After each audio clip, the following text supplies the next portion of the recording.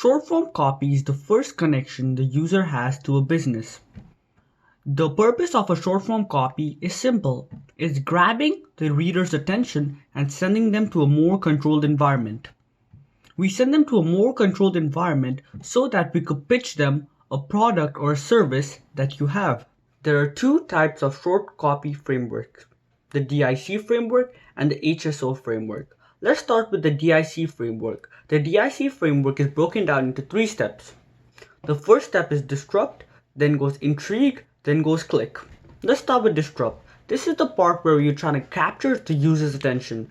This is when you use images, ads, videos that you put on social media that will interrupt the user's pattern of scrolling and send them to a funnel. If you don't know what a funnel is, I'll put a link down below where you could learn more about funnels. Now that you know what disrupt is, let's move on to intrigue. Intrigue is the part where you amplify the curiosity that already happened in disrupt. This is where we use solutions and build information gaps of the solution to the user. This is where we share the statements, the fascinations, the unanswered questions that will make the reader more curious. Then we move on to click. This is a call to action. This is where we drive all of the curiosity down a page, down to the link, where we send them to a funnel page. This is an email that I wrote for a company. Let's break it down together. The subject line, be you and only you. Let's read it first. You know the reason you're here. You're looking for something, aren't you, friend? You're wary of being lost amidst the masses, resembling a common sheep within a flock. You want to be different, unique, or better than the rest of the people. You need an identity that will make you look like a lion among the flock of the sheep. You need it. You need to be the lion among the flock of the sheep. That's my link of my title. So let's start with the first sentence. It says, you're here for a reason and you're looking for something, aren't you, friend? That's like a specific question, which is very good in the first sentence of a line. You could add a specific question or a bold statement. I used a specific question because it was just something that came up to my mind first. Then you put a statement that connects with the first sentence. I wrote, you're wary of being lost amidst the masses, resembling a common sheep with a flock.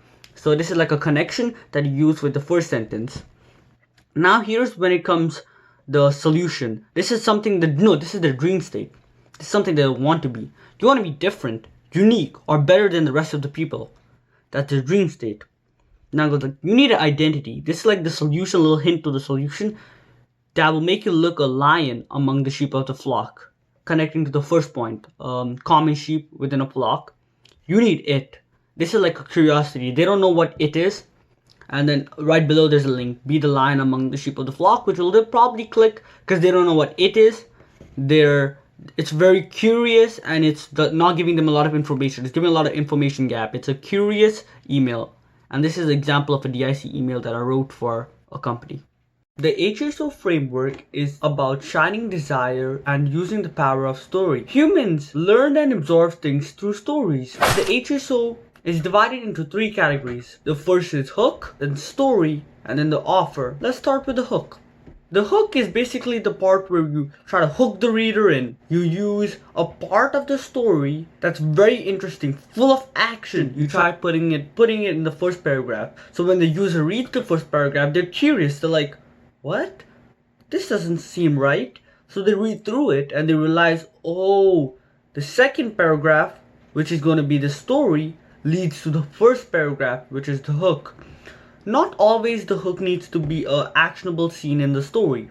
It could be something interesting or something the main character is feeling in that moment, which resonates with your market or your avatar. I call avatar closely. Let's move on to the next part, the story. So this is the part where you write the story. Personally, I use the hero's journey to guide me when I'm writing a story. This is when you try to make the main character of the story very closely related and have the same emotions that have with your market audience. You gotta show how the main character moved from the depressing, sad state to the dream state using some magical thing. It doesn't need to be a product. Just show them if the main character did it, they could do it too.